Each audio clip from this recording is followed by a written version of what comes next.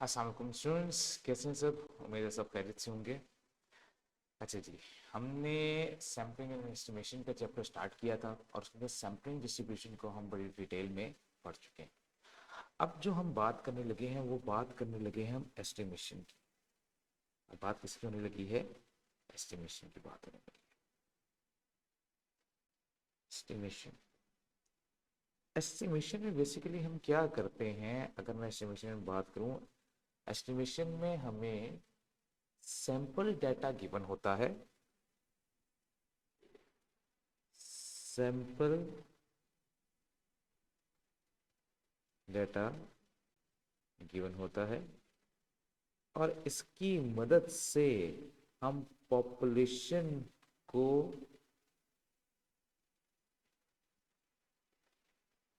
क्या करते हैं? कैलकुलेट करते हैं।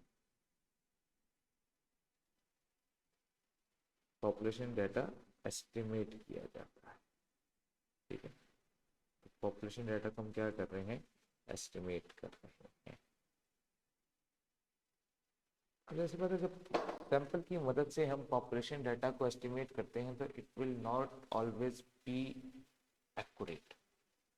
इसमें गलतियों की गुंजाइश भी होगी। ठीक है, आंसर जो सोचा होगा सैंपल का हो सकता है पॉपुलेशन डाटा उससे फर्क हो, तो चीज़ों के अंदर हम डिफरेंट क्या करेंगे? एस्टिमेट्स कैलकुलेट करेंगे। अब एक क्या है हमारे पास? Interval estimate. Interval estimate is the use of the sample data to calculate an interval of possible values of an unknown population parameter. इसके अंदर हम क्या करते हैं? पॉपुलेशन की एस्टिमेटेड वैल्यूज जो है वो कैलकुलेट करते हैं कि पॉपुलेशन के डाटा जो होता है वो क्या हो सकता है। अगर सैंपल के रिजल्ट्स मेरे पास ये मौजूद हैं तो पॉपुलेशन का क्या रिजल्ट हो सकता है, पॉसिबल रिजल्ट्स कैलकुलेट करते हैं। ठीक है, मेनली हम किसको कैलकुलेट करते हैं? About population mean. Population mean को कैलकुलेट किया जाता है। और जो पॉपुलेशन मीन को कैलकुलेट करते हैं ना, वो किसकी मदद से करते हैं? कहानी ये है, हमें क्या होता है? सैंपल डाटा गिवन है यानी कि सैंपल का मीन गिवन होगा। अच्छा, अब थोड़ा सा ना चीजों को अलग अलग करना सीख ले। कुछ हमने पीछे हमने पढ़ी थी तीन, हमने अब जो है मीन कैलकुलेट करना सीखनी है। अच्छा, एक होता है एक्स बार। एक्स बार होता है सैंपल मीन। ठीक है, इसी तरह होता है एक म्यू होता है, वो होता है population mean.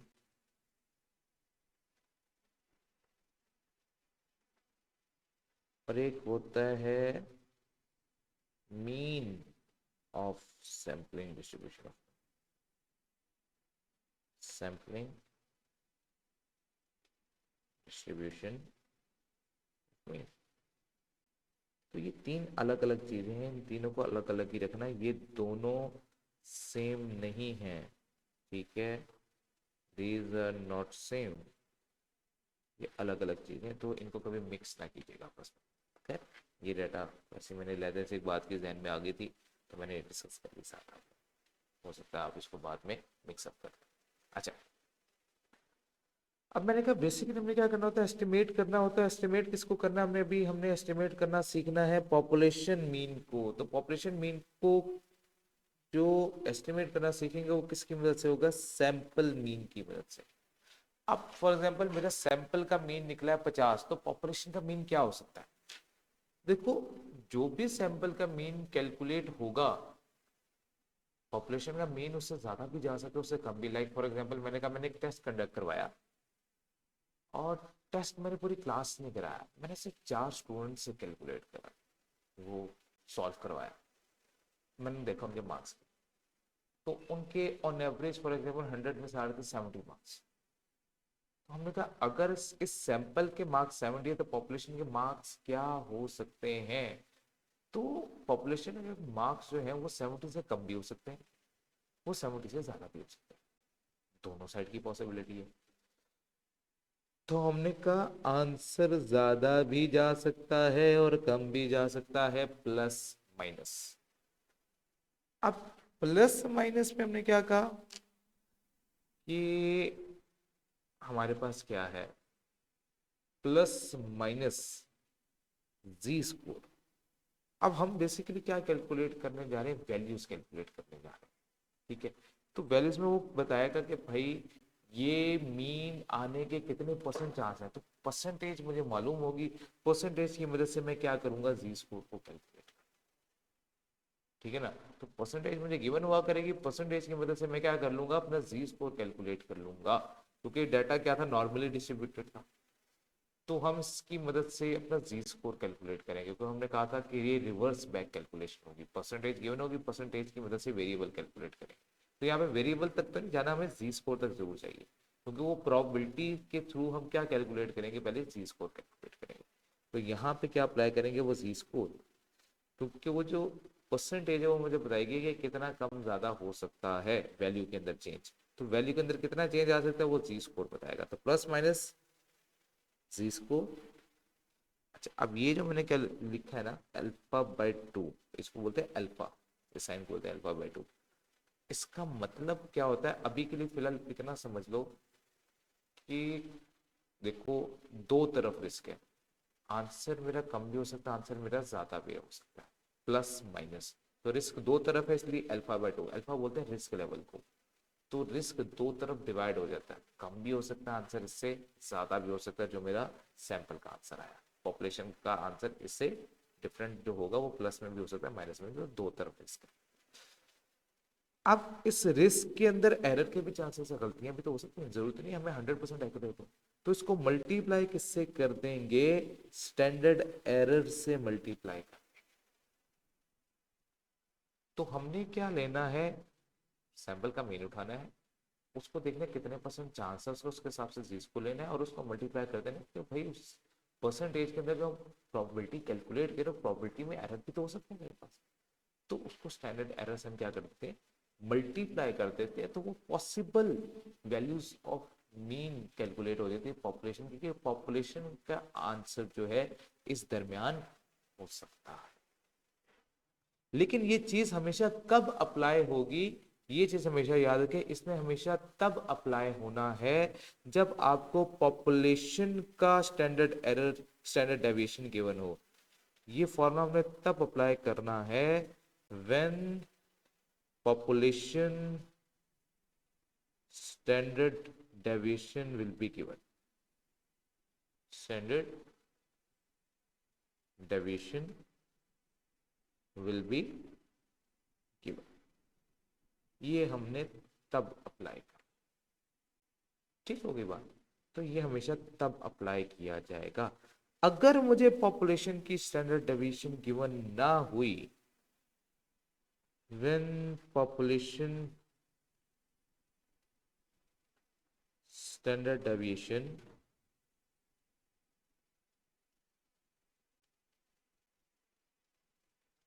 is not given, will not be given,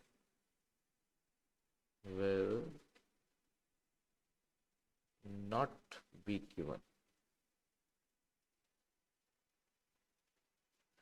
तब हम क्या करेंगे, तो फिर मुझे देखना है एन 30 से 30 या 30 से ज्यादा है या 30 से कम है। अगर हुआ एन 30 या 30 से ज्यादा, if n is greater than और इक्वल टू 30, तब हम पॉपुलेशन मीन को उसी तरह फाइंड करेंगे जैसे करते हैं।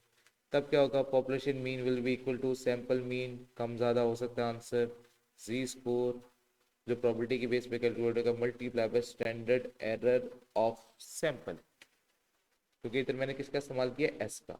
एस क्या होता है, सैंपल का स्टैंडर्ड डेविएशन। ये क्या था,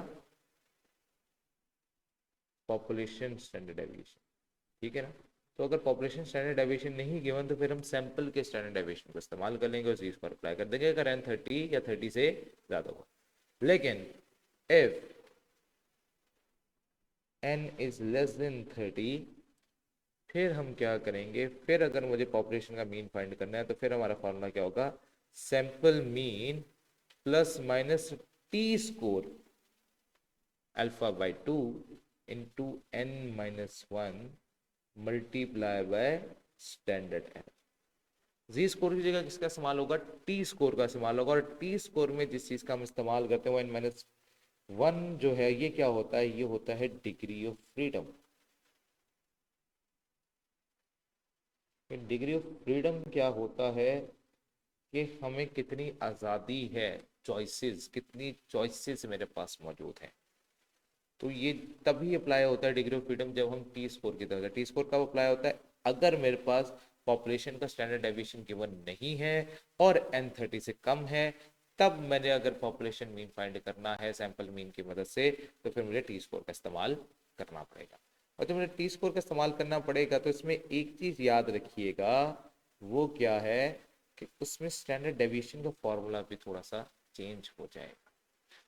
ऊपर वाले सिनेरियो के अंदर हमारा स्टैंडर्ड डेविएशन का फॉर्मूला क्या था, जो हमने चैप्टर नंबर 8 में पढ़ा था, summation x minus x mean का स्क्वायर डिवाइडेड बाय n का होल अंडर रूट, ये हमने फॉर्मूला पढ़ा था। लेकिन जब हम जाएंगे टी स्कोर की तरफ, पूरी स्टैटिस्टिक्स में और कहीं नहीं इस्तेमाल होता, सवा एक जगह इस्तेमाल होता है। पूरी स्टैटिस्टिक्स में सिर्फ एक जगह स्टैंडर्ड डेविएशन का फॉर्मूला बदलेगा और वो बदलेगा टी स्कोर के अंदर। जब भी टी स्कोर इस्तेमाल करेंगे तो हमारा फॉर्मूला क्या होगा, x माइनस एक्स मीन का स्क्वायर डिवाइडेड बाय n-1 का होल अंडर रूट। ये हमने हमेशा फॉर्मूला तब अप्लाई करना है जब टी स्कोर अप्लाई करेंगे, अदरवाइज ये फॉर्मूला कहीं भी अप्लाई नहीं होगा। ठीक है, अच्छा अब जरा इसको समझ भी लेते हैं कि इन सवालों को अगर हम करने जाएंगे तो कैसे परफॉर्म करेंगे। ठीक है, तो इसके लिए हम देखेंगे क्वेश्चन नंबर 1। अच्छा, लेकिन क्वेश्चन नंबर 1 समझने से पहले ना कुछ और चीजें भी समझना जरूरी है। वो क्या, टेबल दिया हुआ है, इसमें 4 तरह के रिस्क लेवल, और आपके एग्जाम में यही 4 रिस्क लेवल सिर्फ टेस्टेबल हैं अगर वो आपसे ये चीजें कैलकुलेट करें। 1%, 2%, 5% एंड 10% रिस्क लेवल, सिर्फ ये 4 रिस्क लेवल अलाउड। इसका मतलब 1% रिस्क है तो 99% कॉन्फिडेंट हो गया आप उस चीज के अंदर। 5% रिस्क है तो आप 95% कॉन्फिडेंस होगा आपका। 10% रिस्क है तो 90% कॉन्फिडेंट होगा। 2% रिस्क है तो 98% कॉन्फिडेंट। तो आपने उस चीज के ऊपर भी कहा, लाइक आप जितने परसेंट आप कॉन्फिडेंट हो उसके हिसाब से आपको क्या कैलकुलेट करना होगा, जी स्कोर कैलकुलेट करना होगा। क्योंकि जैसे बात है, मैं कह रहा हूँ भाई मीन इतना होगा, इस पे आप कितने परसेंट कॉन्फिडेंट हो या कितना परसेंट रिस्क है आपका कि यार ये मीन नहीं आएगा, या कितने परसेंट कॉन्फिडेंट होगा ये मीन आएगा, तो उसके हिसाब से आपको जी स्कोर कैलकुलेट करना था। ठीक है, तो मैं सिर्फ एक का यहाँ पे आपको बताऊंगा कि हमने एक का जी स्कोर कैसे कैलकुलेट किया। ठीक है, ताकि फिर आपको आगे कोई मुश्किल ना आ रही हो। लाइक हमने कहा जी हमारा रिस्क लेवल क्या था, 1%। ये हमारा बेल शेप ग्राफ था। ठीक है, ये बेल शेप ग्राफ था मेरा। अब इसके अंदर उसने कहा कि आपका रिस्क कितना है, आपका रिस्क है फॉर एग्जाम्पल 1%। तो 1% कितने हिस्सों में डिवाइड हुआ, 2 हिस्सों में डिवाइड हुआ ना, क्योंकि रिस्क दो तरफ है। तो जब दो तरफ होगा तो 1% का एक हिस्सा इधर किया तो वो कितना हो गया, 0.005। और इसी तरह यहाँ पे कितना हो गया, 0.005। क्योंकि 1% का हाफ कितना होता है, 1% divided by 2 will be equal to 0.0005। तो इतना रिस्क इधर चला गया, इतना रिस्क इधर चला गया। अब आपका बीच का एरिया कितना बचा, मिडिल पॉइंट से लेके गिवन पॉइंट तक, ये एरिया आपका बचा 0.495। इसी तरह इधर आगे कहानी, ये भी एरिया कितना बचा आपका 0.495। अब इसका मुझे जी स्कोर फाइंड करना था, तो मैं किधर चला गया, अपने टेबल पे जाऊंगा, किसके, जी स्कोर के टेबल पे जाऊंगा और वहां से जाके इसकी क्या करूंगा, वैल्यूज को कैलकुलेट करूंगा। ठीक है ना, तो हमने जी स्कोर का टेबल उठाया। अब ये देखो, ये जी स्कोर का टेबल है। अब इसके अंदर मुझे क्या उनसे वैल्यू चाहिए थी, मुझे चाहिए थी 495। तो 0.495 ये मुझे कहीं मिला, ये देखो 495 एग्जैक्ट तो नहीं मिला, एक मुझे क्या मिल गई वैल्यू, ठीक है, एक मुझे 4951 मिल गई और एक मुझे 4949 मिल गई। अब दोनों ही 4950 से एक जैसी दूर है। तो फिर इस सूरत में हम क्या करते हैं, हम दो वैल्यूज हैं हमारे पास, ये वाली लाइन कौन सी है, 2.5 वाली और ये वाली लाइन कौन सी 2. तो दोनों को मिलाएंगे तो कितना बनेगा 2.57 या 2.58. तो इसमें से जो बड़ी वैल्यू है उसको उठा लेंगे तो 2.58 मेरा क्या हो जाएगा, जी स्कोर हो जाएगा दोनों साइड पे. इधर माइनस में 2.58 हो जाएगा और इधर प्लस में 2.58 हो जाएगा. तो ये वैल्यूज ऐसे कैलकुलेट हो. ठीक है, तो हमने क्या करना है पेपर की आसानी के लिए, हमने ये वैल्यू जुबानी याद कर ली क्योंकि हमारे पेपर में यही 4 वैल्यूज टेस्टेबल हैं. रिस्क लेवल अगर देगा तो ये 4 देगा, कॉन्फिडेंस देगा तो ये 4. तो बात एक ही है. 1% रिस्क लेवल का मतलब है मैं 99% कॉन्फिडेंट हूँ. 5% रिस्क का मतलब है उसमें 95% कॉन्फिडेंट हूँ. ठीक है ना. तो फिर मैं ये 4 वैल्यू जुबानी याद कर लूंगा. 1% की बात करेगा तो मुझे जुबानी याद होना चाहिए कि मेरी जी स्कोर की वैल्यू क्या है 2.58. ठीक है ना. अगर मेरा रिस्क लेवल कितना है 1% है तो मेरा जी स्कोर कितना होगा, मेरा जी स्कोर होगा 2.58. अगर 2% होगा तो मेरी वैल्यू होगी 2.33. अगर 5% होगा तो मेरे पास होगी वैल्यू 1.96 और अगर 10% होगी तो मेरे पास वैल्यू होगी 1.65. तो ये वाली वैल्यू जो है आपने क्या कर लेनी है, जुबानी याद कर लेनी. ये आपको फिंगर टिप्स होनी चाहिए ताकि जब आप सवाल आए तो आप सवाल यूं करो, आपको ये टेबल जाके खोल के देखने की जरूरत ना पड़े, आप इसका इस्तेमाल ना करें. आपने पेपर में अपना टाइम सेव करना है बेसिक. ठीक होगी बात. तो उम्मीद है ये वाली कहानी आप लोगों को क्लियर होगी. अच्छा, अब जाते हैं जरा सवालों के ऊपर और सवालों के ऊपर ये चीज अप्लाई करने की कोशिश भी करते हैं थोड़ी सी. क्या कह रहा है क्वेश्चन नंबर 1.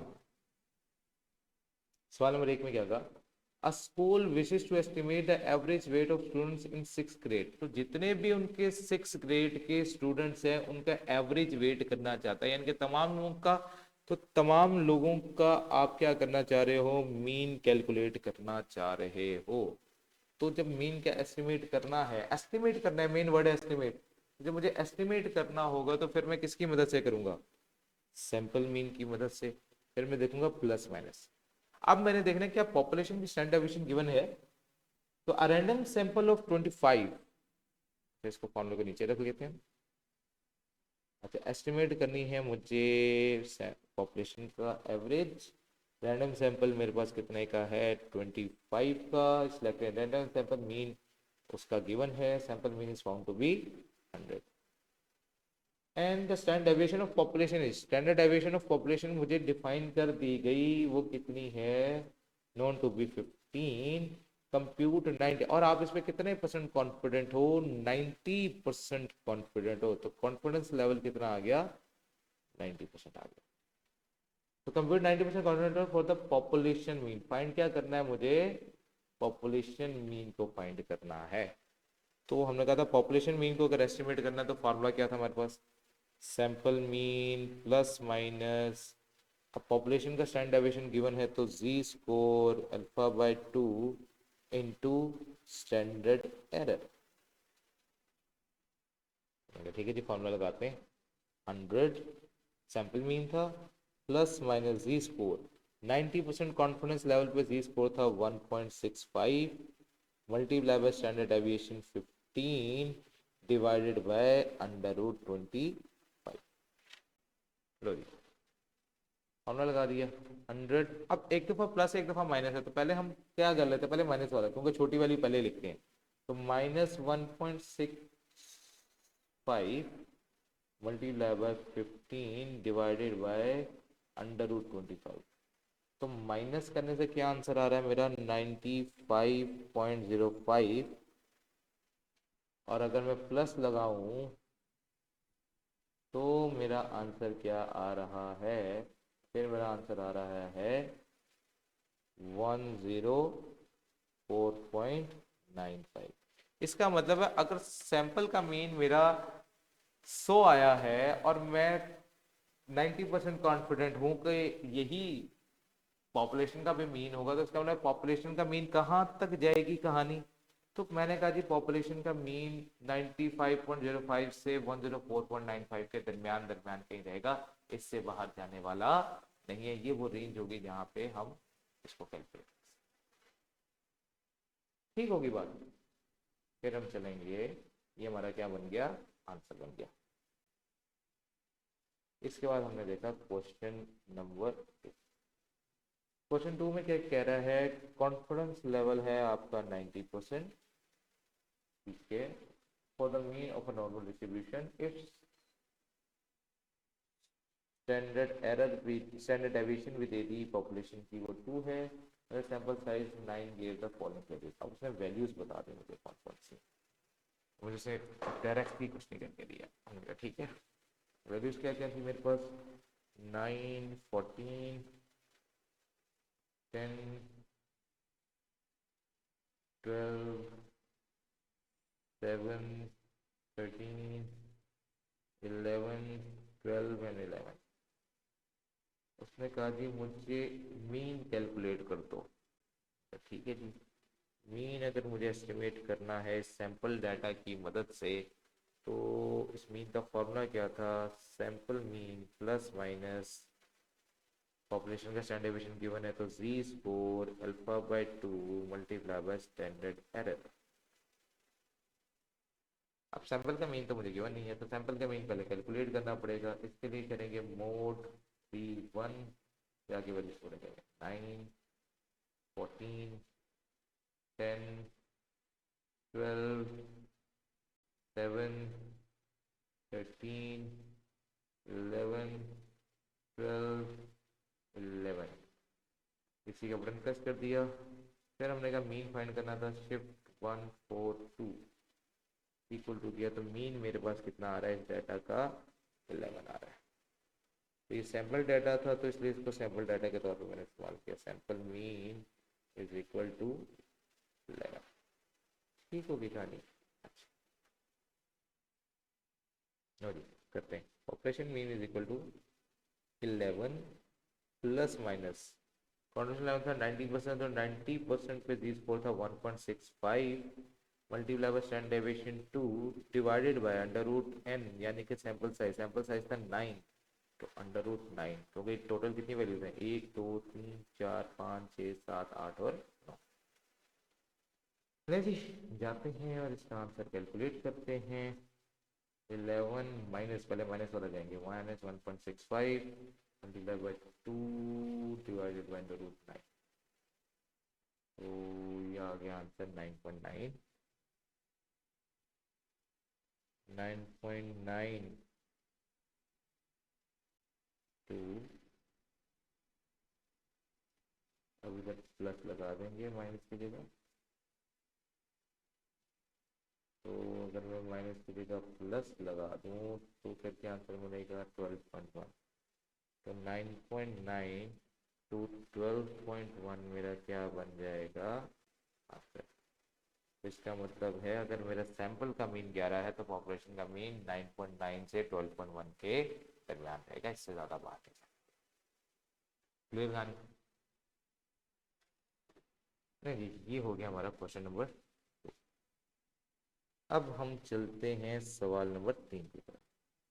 सवाल नंबर 3 क्या कह रहा है, कहता है a restaurant wishes A restaurant wishes to estimate an average amount of money customers spend for lunch. वो ये जानना चाहते हैं कि रेस्टोरेंट के जो पर्सन आते हैं वो ऑन एवरेज कितना पैसा अपने लंच के ऊपर लगाते हैं। तो तमाम कस्टमर्स के बारे में हम बात करें, तो अगर मैं तमाम कस्टमर्स के बारे में बात करूँ, इसका मतलब है वो पॉपुलेशन के बारे में जानना चाह रहे हैं, ठीक होगी बात।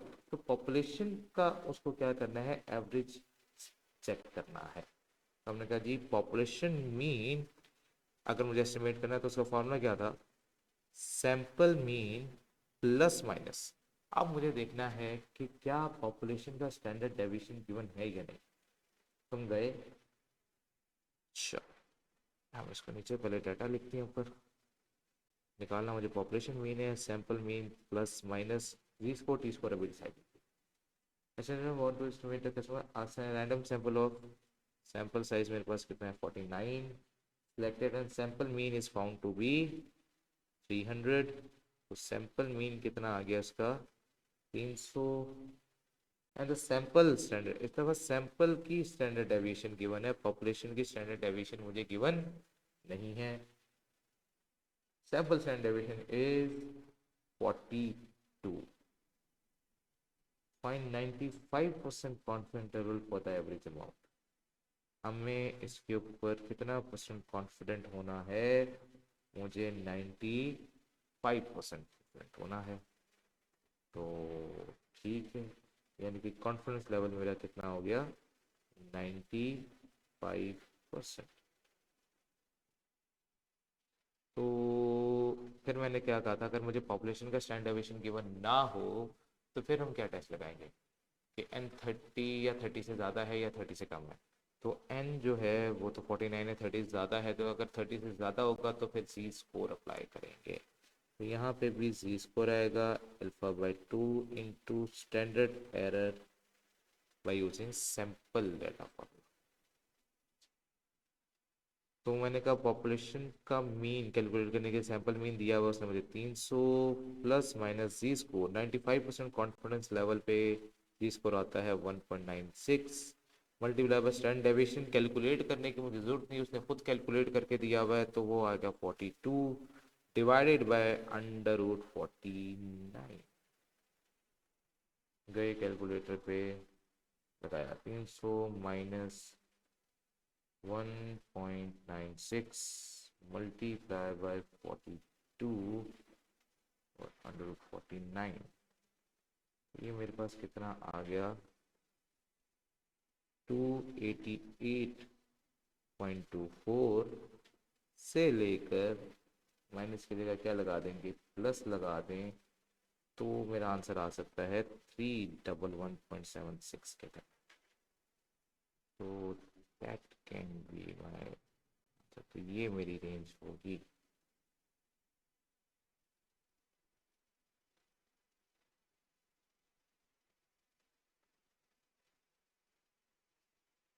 ठीक है ना बात, तो ये मेरा क्या बन गया, क्लियर कहानी नहीं। इसके बाद हम चलेंगे सवाल नंबर 4।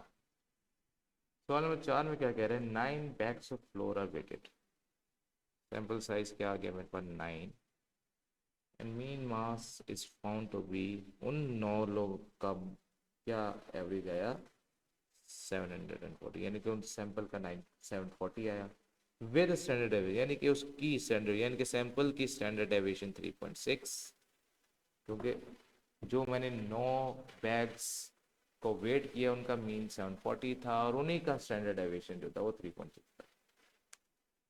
कॉन्फिडेंस लेवल है मेरा 98%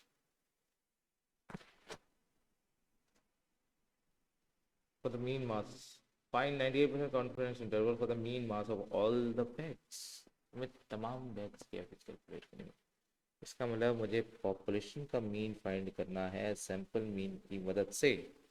देखना यह है कि क्या मुझे पॉपुलेशन का स्टैंडर्ड डेविएशन गिवन है, तो जवाब आया नहीं, मुझे सैंपल का स्टैंडर्ड डेविएशन। फिर मैंने देखना है 30 ज़्यादा या 30 से कम, तो 30 से बहुत कम है, तो अगर 30 से कम होगा और पॉपुलेशन का स्टैंडर्ड डेविएशन भी गिवन नहीं होगा तो क्या अप्लाई करेंगे, टी स्कोर जो है वो क्या किया जाएगा, अप्लाई किया जाएगा।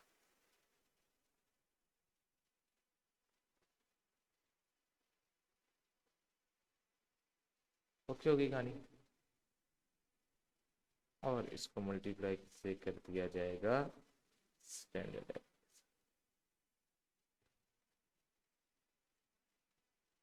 ठीक है, तो पॉपुलेशन का मीन था 740 प्लस माइनस टी स्कोर। अब टी स्कोर के लिए मुझे जी स्कोर का टेबल नहीं देखना, टी स्कोर का टेबल देखना। अब टी स्कोर का टेबल देखने का क्राइटेरिया डिफरेंट है, वो कैसे देखें, तो ज़रा चलते हैं हम टी स्कोर वाले टेबल के ऊपर। ये हमारा टी डिस्ट्रीब्यूशन का टेबल होता है, ये भी हमें पेपर में गिवन होता है। अब टी के साथ क्या लगेगा, टू टेल, अल्फा बाई 2 का मतलब क्या था, टू टेल। टू टेल के अंदर हमारा रिस्क लेवल यहाँ पे जो गिवन होते हैं, ये जो सारे मेरे पास ये चीज़ें दी हुई, ये डब्बा दिया हुआ है मुझे, ठीक है। ये जो मुझे डब्बा गिवन है, ये इस डब्बे को बोलते हैं रिस्क लेवल। ये क्या है मेरे पास? Risk level.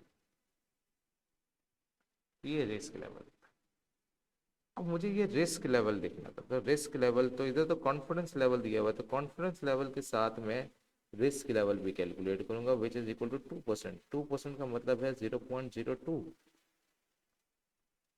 ठीक है ना, 0.02 आ रहा है। तो मैं 0.02 में जाऊंगा टू टेल के अंदर। टू टेल में गया 0.02 में, ये रहा टू टेल में 0। फिर इसके नीचे वैल्यू देखूंगा। नीचे किस हिसाब से देखनी है? डिग्री ऑफ फ्रीडम के हिसाब से। तो डिग्री ऑफ फ्रीडम का फॉर्मूला क्या था? Degree of freedom was equal to n-1। तो सैंपल साइज था मेरे पास 9, 9 - 1 इज इक्वल टू 8। तो मैं गया इसमें 8 में जाके वैल्यू उठाई, ये वाली लाइन थी, ये 8 पे मेरी वैल्यू कैलकुलेट। कितनी थी? 2.8965। तो जाके मैंने इसकी जगह क्या लिख दिया?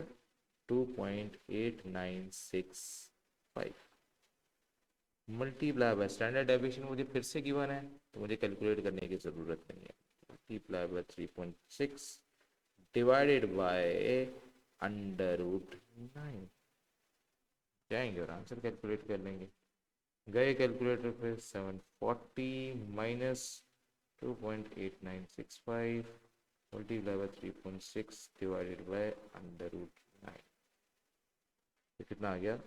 736.52 से लेकर मेरा आंसर कहाँ तक जा सकता है? अगर इस माइनस की जगह क्या लगा दिया गया प्लस, तो मैक्सिमम पॉसिबिलिटी है मेरी 743.48। तो ये मेरे वो क्या बन गया? आंसर की रेंज आ गई।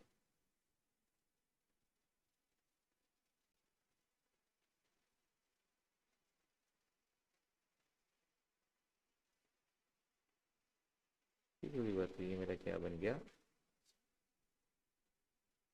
तो उम्मीद है यहाँ तक भी कहानियाँ सबको क्लियर होंगी।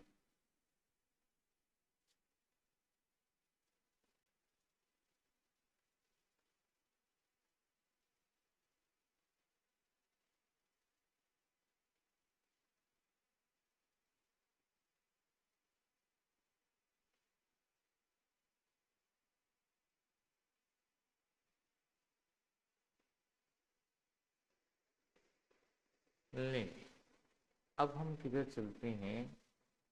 सवाल नंबर 5 की तरफ। सवाल नंबर 5 में क्या है? क्वेश्चन नंबर 5 में वो बोला फाइंड 90% कॉन्फिडेंस लेवल आपका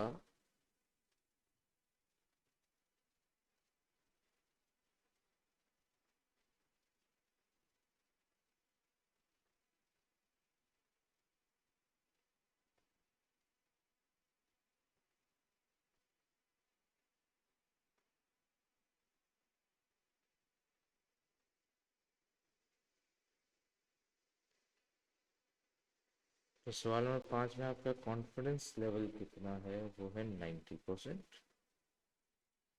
ठीक है। And find confidence 90% confidence for mean of normal distribution, यानी कि मीन ऑफ पॉपुलेशन मुझे फाइंड करना है फिर से सैंपल मीन की मदद से। डिसाइड करते हैं चीज़ को। सैंपल साइज है मेरे पास 8, और मेरे पास कुछ वैल्यूज़, वो 8 वैल्यूज़ मुझे गिवन है। वो 8 वैल्यूज़ क्या है मेरे पास? 9, 14, 10, 12, 7, 13, 11, 12। इसका मतलब है सैंपल साइज मुझे जो है वो 8 का है। पॉपुलेशन का स्टैंडर्ड डेविएशन गिवन नहीं है। अगर पॉपुलेशन का स्टैंडर्ड डेविएशन गिवन नहीं है तो n30 से कम है, तो टी स्कोर अप्लाई होगा मल्टीप्लाई बाय सैंपल का स्टैंडर्ड। अब मसला यह है कि मेरे पास पॉपुलेशन का मीन कैलकुलेट करने के पहले सैंपल का मीन चाहिए। सैंपल का मीन भी मुझे गिवन नहीं है, तो पहले मुझे सैंपल का मीन कैलकुलेट करना पड़ेगा। मैं जाऊंगा मोड P1 में यहाँ पर जाके डाटा पुट करूँगा 9, 14, 10, 12, 7, 13, 11, 12 वैल्यूज पुट हो गई सारी। इसी का बटन दबा दिया, शिफ्ट 142 इक्वल टू, तो जी सैंपल का मीन आ गया 11, तो मैंने यहाँ पे सिंपली पुट कर दिया 11 प्लस माइनस टी स्कोर। अब टी स्कोर के लिए मुझे चाहिए टी टेबल, टी टेबल के लिए मुझे चाहिए पहले रिस्क लेवल। रिस्क लेवल मेरा कितना बन रहा है 10%, विच इज इक्वल टू 0. तो टू टेल में जाके मैं 0.1 में गया तो मुझे यहीं पे मिल गया। लो जी कहानी इसकी यहीं की है, ये मेरे पास क्या आ गया रिस्क लेवल। अब इसके अंदर मुझे डिग्री ऑफ फ्रीडम भी देखना था, तो डिग्री ऑफ फ्रीडम मेरा बन रहा था 8 - 1 विच इज इक्वल टू 7। तो डिग्री ऑफ फ्रीडम 7 में इसके अंदर क्या चीज़ आ रही है 1.8946। तो टी स्कोर कितना आ गया 1.8946 मल्टीप्लाई बाय स्टैंडर्ड डेविएशन। अब मुझे डाटा के स्टैंडर्ड डेविएशन भी गिवन नहीं है तो वो भी मुझे कैलकुलेट करनी पड़ेगी। डाटा मैंने ऑलरेडी पुट कर रखा है कैलकुलेटर के अंदर, तो सिंपली स्टैंडर्ड डेविएशन फाइंड करूंगा। फॉर्मूला क्या था उसका, शिफ्ट 143 डाटा पुट करने के बाद, तो वो कितना आ रहा है 2.12। तो मेरा स्टैंडर्ड डेविएशन कितना आया 2, लेकिन नहीं, ये 2.12 में इस्तेमाल नहीं करूँगा, ये चीज़ जहन में रखनी है। क्यों? क्योंकि हमने चीज़ एक सीखी थी, कई बच्चे ये गलती करेंगे, पेपर में गलती करके आ सकते, क्योंकि हमने एक चीज़ सीखी थी कि जब टी स्कोर लगेगा तो स्टैंडर्ड डेविएशन का तो फार्मूला ही डिफरेंट है। स्टैंडर्ड डेविएशन का क्या फार्मूला था, हमने कहा था जी सिग्मा x - x मीन का स्क्वायर डिवाइडेड बाय n-1 का अंडर रूट। तो कैलकुलेटर से जो होता था वो तो मैंने सिंपल वाला सिखाया हुआ है। सिंपल वाला कौन सा स्टैंडर्ड डेविएशन है, जो पुराने वाला था जिसके अंदर -1 नहीं होता था। तो मुझे -1 वाला चाहिए, इसका मतलब कैलकुलेटर से नहीं हो सकता, नहीं अभी भी हो सकता है। अब फर्क क्या है, अब मुझे करना है शिफ्ट 144, तो ये वाला स्टैंडर्ड डेविएशन इस्तेमाल करूंगा। तो इसका कैलकुलेटर ट्रिक क्या है, शिफ्ट 144, लेकिन कब, आफ्टर पुटिंग द डाटा। जब डाटा पुट करके ऐसे दबा देंगे तो शिफ्ट 144 करेंगे तो ये वाला स्टैंडर्ड डेविएशन जो है वो कैलकुलेट हो जाएगा। ठीक होगी बात, तो इसका मतलब फिर मेरा स्टैंडर्ड डेविएशन क्या आया 2.26 या 2.27 कर दो, 2.27 डिवाइडेड बाय √8। ठीक है, गए हम आगे वापस अपनी यहीं पे 11 - 1.8946 मल्टीप्लाई बाय 2.27 डिवाइडेड बाय √8, तो क्या आंसर है 9.482। अब माइनस की जगह क्या लगा दूंगा, प्लस लगा, ठीक है ना। तो मैंने क्या किया, सिंपली माइनस की जगह इसको डिलीट करेंगे और इसकी जगह प्लस लगा देंगे और एक आंसर करते हैं, कितना आ जाएगा 12.52। तो ये मेरा क्या बन जाएगा, आंसर बन जाएगा। इसके लिए मेरे पॉपुलेशन के आंसर की ये रेंज हो सकती है, ना इससे कम जाएगा ना इससे ज़्यादा जाएगा। ठीक होगी कहानी, तो उम्मीद है यहाँ तक की कहानी अभी तक की क्लियर होगी, इसमें कोई मुश्किल नहीं है।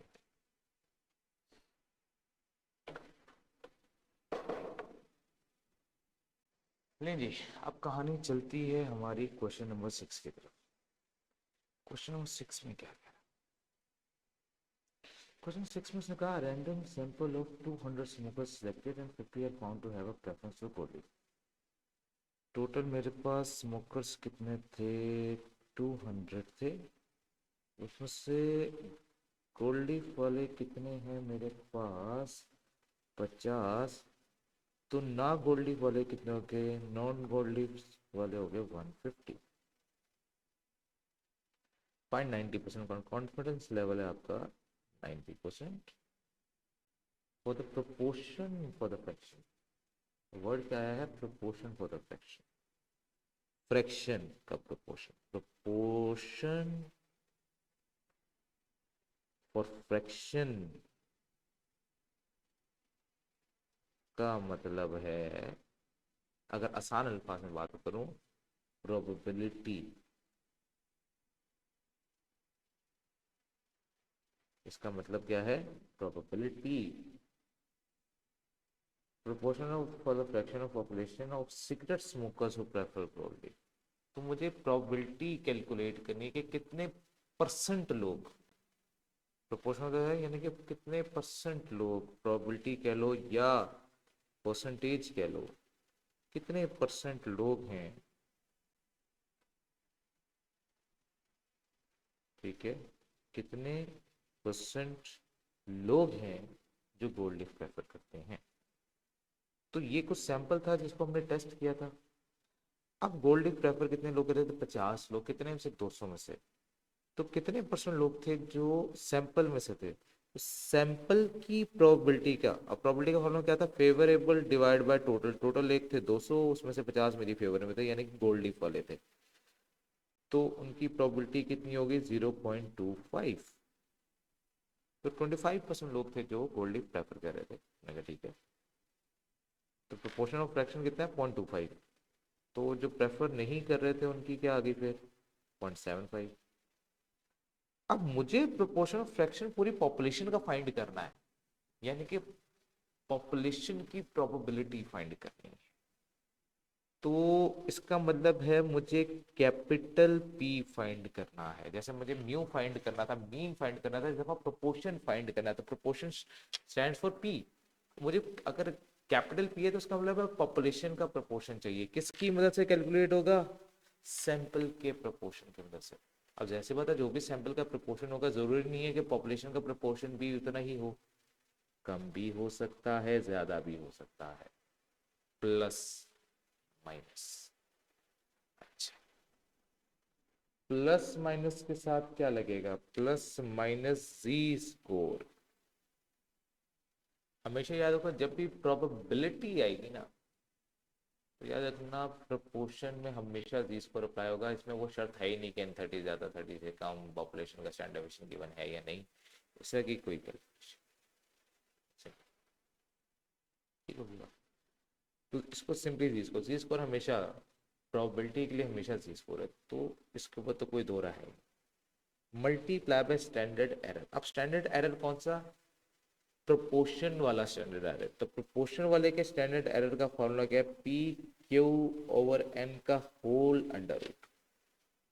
ठीक है ना बात, ये ऊपर लिखा हुआ भी है, ठीक है ना, ये वाला फॉर्मूला, ठीक है। तो P Q divide by N का होल अंडर रूट क्या है, स्टैंडर्ड डेविएशन या स्टैंडर्ड एरर का जो फार्मूला है वो ये है, अगर पॉपुलेशन प्रोपोर्शन के। तो ये वाला फॉर्मूला अप्लाई करेंगे, सेम वही वाला है। हमने पॉपुलेशन मीन की जगह किसका इस्तेमाल किया, पॉपुलेशन प्रोपोर्शन का, सैंपल मीन की जगह सैंपल प्रोपोर्शन का, plus minus Z score two tail into standard error. Formula वही था, बस स्टैंडर्ड एरर का फार्मूला जो चेंज हुआ था वो लिख दिया, जी स्कोर वैसे के वैसे इस्तेमाल हुआ, पॉपुलेशन के मीन की जगह पॉपुलेशन प्रोपोर्शन आ गया, सैंपल मीन की जगह सैंपल प्रोपोर्शन आ गया। तो उसी चीज को एक्सट्रैक्ट करके दूसरी तरह लिखा गया है, ठीक होगी गानी। अब मैंने कहा सैंपल का प्रोपोर्शन आपने कितना कैलकुलेट किया था, वो किया था आपने 0.25 प्लस माइनस। अब जी स्कोर में हमने कुछ वैल्यूज याद कर ली थी, 90% कॉन्फिडेंस लेवल है, तो आपका जी स्कोर कितना होगा, आपका जी स्कोर होगा 1.65, ठीक है। आपका जी स्कोर कितना होगा, 1.65। ये देखो 10% है, 10% का आपका है 1.65, ठीक होगी कहानी। हमने कहा जी 1.65 मल्टीप्लाई बाय पॉपुलेशन का प्रोपोर्शन था, प्रोबेबिलिटी ऑफ सक्सेस थी 0.25, तो प्रोबेबिलिटी ऑफ फेलियर कितना आ गया, 0.75 डिवाइडेड बाय सैंपल साइज है टोटल 200 का, और इसका क्या ले लेंगे होल अंडर रूट। तो यहाँ से कैलकुलेशन करेंगे और आंसर कैलकुलेट कर लेंगे। करेंगे 0.25 minus 1.65 multiply by under root fraction 0.25 multiply by 0.75 divided by 200। ये कितना आ जाएगा 0.199, माइनस करना चाहेगा 0.199 और प्लस करने से, मैं प्लस अगर यहाँ पे कर दूँ तो प्लस करने से आएगा 0.301।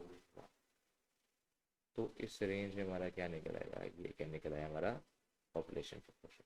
अगर सैंपल का प्रोपोर्शन ये है तो पॉपुलेशन का प्रोपोर्शन 19.9% से लेके 30.1% के दरमियान। क्लियर कहानी? तो ये इसकी है। अच्छा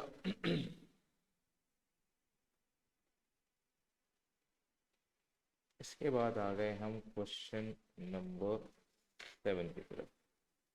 क्वेश्चन नंबर 7 में क्या कह रहा है?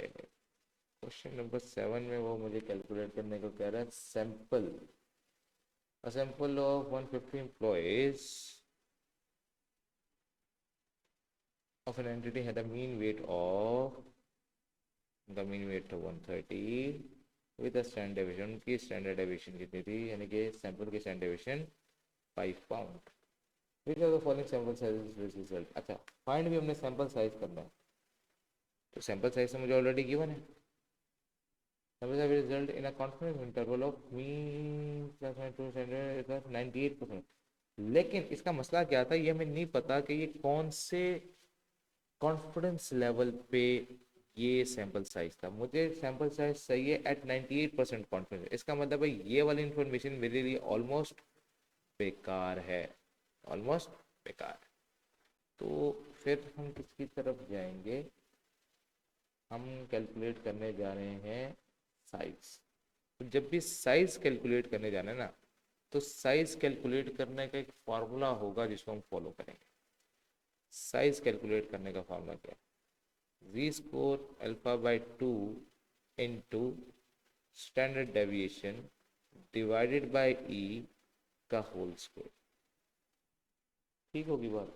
तो इससे हम क्या कैलकुलेट कर लेंगे, इससे हम सैंपल साइज कैलकुलेट कर सकते हैं। अगर उससे सैंपल साइज कैलकुलेट करें तो सैंपल साइज कैलकुलेट करने का फॉर्मूला ये होगा। आज जब सैंपल साइज कैलकुलेट करने को कहा तो हमने कहा ठीक है, कॉन्फिडेंस लेवल कितना था 98%। तो 98% पे जी स्कोर की वैल्यू क्या थी, तो 98% जी स्कोर की वैल्यू थी 2.33 multiply by standard deviation. Standard deviation of population तो गिवन नहीं है, सैंपल से काम चलाना पड़ेगा, तो मल्टीप्लाई बाय 5 डिवाइडेड बाय ई। ई होता है error, E stand for error. अभी एरर क्या बोला, एरर होता है पॉपुलेशन और सैंपल मीन के दरमियान कितना गैप होना चाहिए। एरर क्या है, gap between population mean and sample mean. तो इनके दरमियान गैप यानी कि इनके दरमियान डिफरेंस। तो कह रहे डिफरेंस कितना होना चाहिए, जो आप सैंपल साइज बनाना चाह रहे हो और आप उसके ऊपर 98% कॉन्फिडेंट होना चाह रहे हो, तो आपका मीन कितना फर्क हो पॉपुलेशन से। तो कहता है या तो 2 ज्यादा हो या 2 कम हो, इससे ज्यादा नहीं चाहिए। तो 2 कम या ज्यादा चलेगा, इससे ज्यादा नहीं चलेगा। मतलब इतना मुझे कम से कम सैंपल उठाना है कि जो भी सैंपल का मीन है उससे मेरा पॉपुलेशन का मीन 2 कम ज्यादा चले। तो उसने क्या किया, उसने बता दिया which of the following sample size will result in confidence interval of the mean plus minus 2 pound. अभी तो प्लस माइनस 2 पाउंड है ना, ये डिफाइन करता है एरर को, इट विल डिफाइन एरर। तो ये एरर खुद कैलकुलेट करके देने का एक तरीकेकार है। तो एरर वो खुद ब खुद कैलकुलेट कर, अगर एरर ना गिवन हो तो फिर सैंपल मीन में से पॉपुलेशन मीन का डिफरेंस जो है वो माइनस करके वो यहाँ पे लिख देते हैं। और अगर डायरेक्टली एरर दिया तो वो इस सूरत में देता है। जिसमें वो बात करता है कि आपका 2 का फर्क होगा अपने मीन के साथ, या कम का होगा या ज्यादा होगा, तो डिफरेंस हमेशा ही 2 रहेगा। तो हमने यहाँ पे डिफरेंस लेना होता है, error is the difference, gap.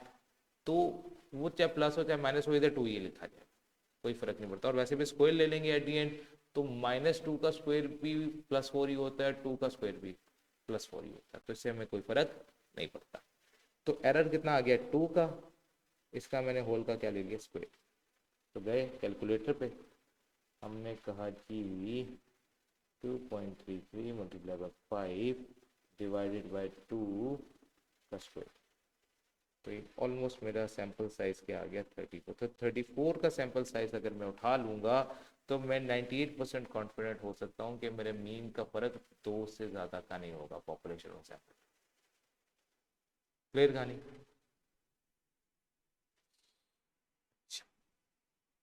अब चलते हैं हम अपने अगले सवाल की तरफ, क्वेश्चन नंबर 8।